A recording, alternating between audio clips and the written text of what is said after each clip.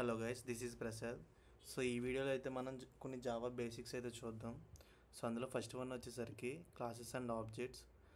So జావాలో మనం class అనే keyword use చేసి డిఫైన్ చేస్తాం. అండ్ క్లాస్ నేమ్ అనేది same as file name. So ఇక్కడ నేను తీసుకున్న నేమ్ వచ్చేసరికి main.java. సో నా క్లాస్ని నేను మెయిన్ అనే డిఫైన్ చేయాలి.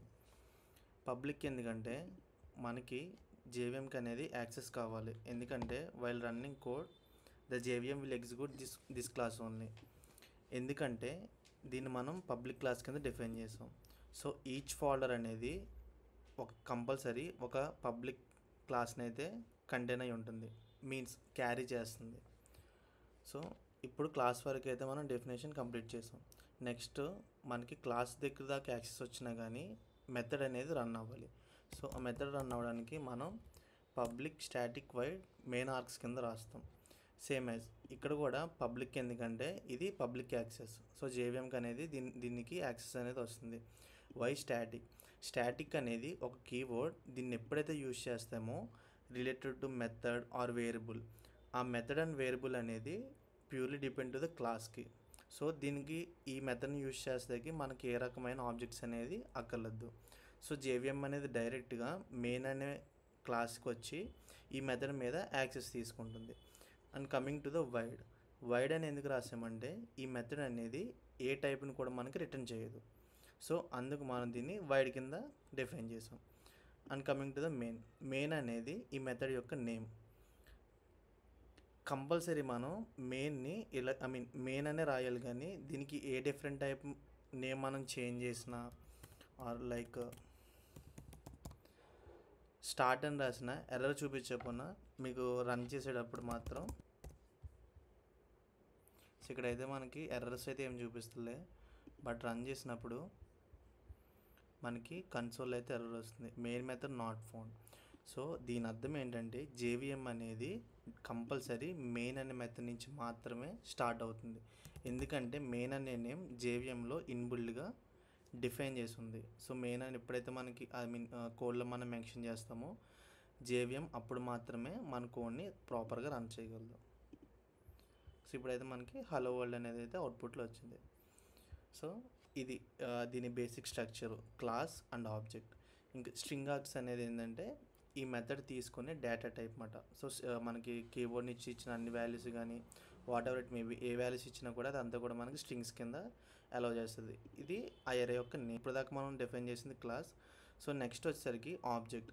సో ఆబ్జెక్ట్ మనం యూజ్ చేయాలంటే ఐదర్ మనం మెయిన్కి అన్న ఆబ్జెక్ట్ని క్రియేట్ చేయొచ్చు, లేదా ఇంకొక సెపరేట్ క్లాస్ మల్టిపుల్ క్లాసెస్ మనం తీసుకొని దీనికి ఎడిషన్ అని చెప్పి నేమ్ ఇస్తున్నా.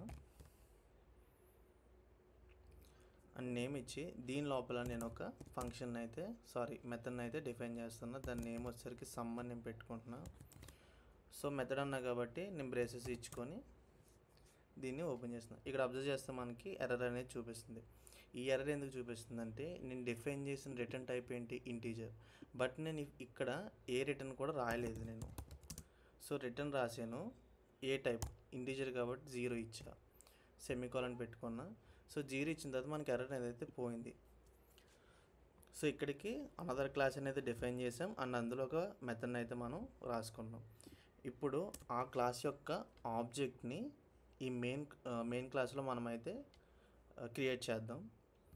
సో అది క్రియేట్ చేస్తే సింటెక్స్ వచ్చేసరికి మన క్లాస్ నేమ్, ఏ క్లాస్కి అయితే మనం ఆబ్జెక్ట్ చేయాలనుకుంటున్నామో ఆ క్లాస్ నేమ్ ఆబ్జెక్ట్ ఓబీజే అని పెట్టాను, ఓబీజే. అండ్ న్యూ అనేది కీవర్డ్. సో ఈ కీవర్డ్ యూజ్ చేసి మనం ఆబ్జెక్ట్ని క్రియేట్ చేస్తాం. సో ఇక్కడ అబ్జర్వ్ చేస్తే నాకు సజెషన్స్ చూపిస్తుంది మెయిన్, ఎడిషన్. ఈ రెండే ఎందుకు చూపిస్తుందంటే నాకు ఈ ఫైల్లో ఉన్నవి రెండే క్లాసెస్, ఒకటి మెయిన్ క్లాసెస్, రెండు ఎడిషన్ క్లాస్. సో కన్స్ట్రక్టర్ అనేది సో దీన్ని కన్స్ట్రక్టర్ అంటాం. అది ఆబ్జెక్ట్ క్రియేట్ చేసే టైంలో మనం యూజ్ చేస్తాం, అదే మన సెకండ్ టాపిక్. సో ఇప్పుడు ఇక్కడ ఏంటంటే కన్స్ట్రక్టర్ అనేది సేమ్ యాజ్ మనకి క్లాస్ నేమ్ అన్నమాట. సో అందుకే నాకు ఇక్కడ టూ క్లాస్ నేమ్స్ అన్నవే సజెస్ట్ చేస్తుంది. మనం క్రియేట్ చేస్తున్న ఆబ్జెక్ట్ దేనికి రిలేటెడ్, ఎడిషన్ అనే క్లాస్కి. సో ఆ కన్స్ట్రక్టర్ని మనం ఇక్కడ యూజ్ చేస్తాం. సో ఇప్పుడు నాకు ఆబ్జెక్ట్ క్రియేషన్ అయితే కంప్లీట్ అయిపోయింది. అది ఏ క్లాస్ని రిఫర్ చేస్తుందంటే ఎడిషన్ అనే క్లాస్ని రిఫర్ చేస్తుంది.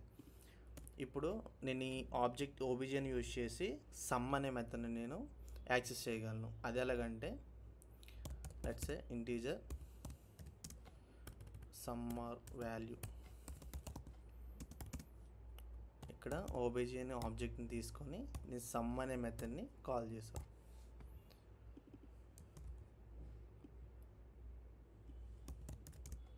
ఇక్కడ నేను దీన్ని కన్సోల్లో అయితే ప్రింట్ చేస్తాను.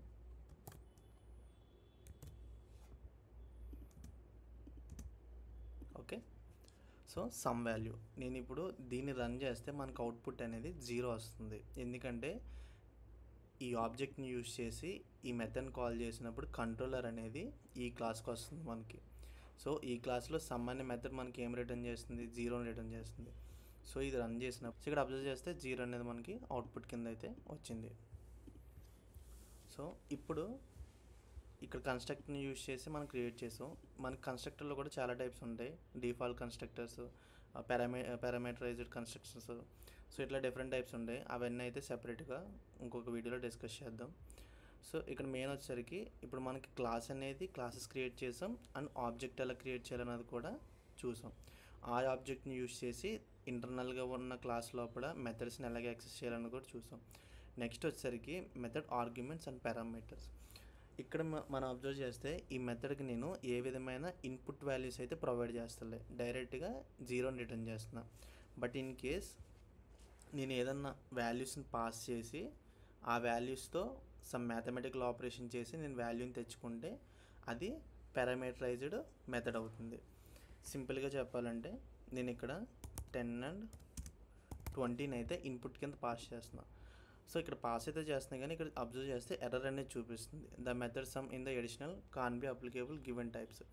ఇది ఎందుకు ఇలా చూపిస్తుందంటే నేను ఇక్కడ 10, 20 అనే వాల్యూస్ని అయితే పాస్ చేస్తున్నా. బట్ ఇక్కడ నాకు రిసీవ్ చేసుకోమని దీనికి నేను ఏ విధమైన ఇన్స్ట్రక్షన్ కూడా ఇవ్వలేదు. సో ఇదేంటంటే కన్ఫ్యూజ్ అవుతుంది. నువ్వు 10, 20 అనేది పాస్ చేస్తున్నావు, బట్ ఇక్కడ ఏంటంటే రిసీవ్ చేసుకోమని చెప్పి ఇంటిమేట్ చేయలే. అందుకు ఇక్కడ మనం డిఫైన్ చేయాలి. సో ఇప్పుడు అబ్జర్వ్ చేస్తే ఎర్రర్ అనేది క్లియర్ అయిపోయింది. సో ఇక్కడ ఏం చేస్తున్నానంటే 10, 20 అనే వాల్యూస్ని ఈ సమ్ అనే మెథడ్కి నేను పాస్ చేస్తున్నా. అండ్ సేమ్ టైం ఈ సమ్ అనే మెథడ్ డిఫైన్ చేసినప్పుడే నీకు num1 num2 అని చెప్పి 2 వాల్యూస్ వస్తాయి అని చెప్పి నేను డిఫైన్ చేశాను. సో ఇక్కడ నేను ఎలాగైతే సెండ్ చేస్తున్నానో ఇక్కడ అలాగే రిసీవ్ చేసుకుంటున్నా కాబట్టి ఎర్రర్ అనేది క్లియర్ అయిపోయింది. ఇందులో ఆర్గ్యుమెంట్స్ ఏంటి, పారామీటర్స్ ఏంటి అబ్జర్వ్ చేస్తే ఇక్కడ 17th లైన్లో ఉన్న 10 and 20ని మనం ఆర్గ్యుమెంట్స్ కింద చెప్తాం. ఎందుకంటే ఎప్పుడైతే ఫంక్షన్ మెథడ్ని కాల్ చేస్తున్నామో కాల్ చేసేటప్పుడు ఇచ్చే వాల్యూస్ని మనం ఆర్గ్యుమెంట్స్ అంటాం. అండ్ రిసీవ్ చేసుకునేది అంటే num1 num2 రిసీవ్ చేసుకునే ప్లేస్ని మనం పారామీటర్స్ అంటాం. సో ఇప్పుడు ఏంటంటే ఆర్గ్యుమెంట్స్ అనేది పాస్ చేసాం అండ్ పారామీటర్స్ అయితే రిసీవ్ చేసుకున్నాం. సో ఇక్కడ మనం మ్యాథమెటికల్ ఆపరేషన్ అయితే పర్ఫామ్ చేస్తాం. దానికోసం ఏదైనా మనం ఒక వేరియబుల్ని క్రియేట్ చేసి ఆ వేరియబుల్కి మనం num1 ప్లస్ num2 అని చెప్పి డిఫైన్ చేసినప్పుడు ఈ ఎడిషన్ అన్న వాల్యూ దీంట్లో స్టోర్ అవుతుంది. సో మనం డైరెక్ట్గా దీన్ని అయితే రిటర్న్ చేసేయచ్చు. ఆర్ ఎల్స్ మనం డైరెక్ట్గా num1 num2ని ఈ రిటర్న్ స్టేట్మెంట్లో రాసినా కూడా నాట్ ఏ ప్రాబ్లం. సో ఇలా కూడా సేమ్ ఫంక్షనాలిటీ అనేది జరుగుతుంది. ఇప్పుడు ఇక్కడ మనం వాల్యూని ప్రింట్ చేసినప్పుడు మనకి అవుట్పుట్ అనేది 30 వస్తుంది. ఇక్కడ అబ్జర్వ్ చేస్తే అవుట్పుట్ అనేది 30 వచ్చింది. ఎందుకంటే ఇక్కడ వాల్యూస్ 10 and 20ని నేను పాస్ చేసి ఆ వాల్యూస్ నేను ఇక్కడ ఇచ్చా. ఫర్ సపోజ్ నేను ఇక్కడ వాల్యూని చేంజ్ చేసి రన్ చేశానంటే మనకి అవుట్పుట్ అనేది కూడా చేంజ్ అవుతుంది. సో సింపుల్గా ఏ కోడ్ చేంజ్ లేకుండా జస్ట్ వాల్యూస్ని చేంజ్ చేసి మనం ఒక ఎడిషన్ ఆపరేషన్ అనేది పర్ఫామ్ చేస్తున్నాం. సో సింపుల్ చెప్పాలంటే సెండ్ చేసే వాల్యూస్ని ఏంటంటే మనం ఆర్గ్యుమెంట్స్ కింద చెప్తాం, రిసీవ్ చేసుకునే వాటిని మనం పారామీటర్స్ కింద చెప్తాం.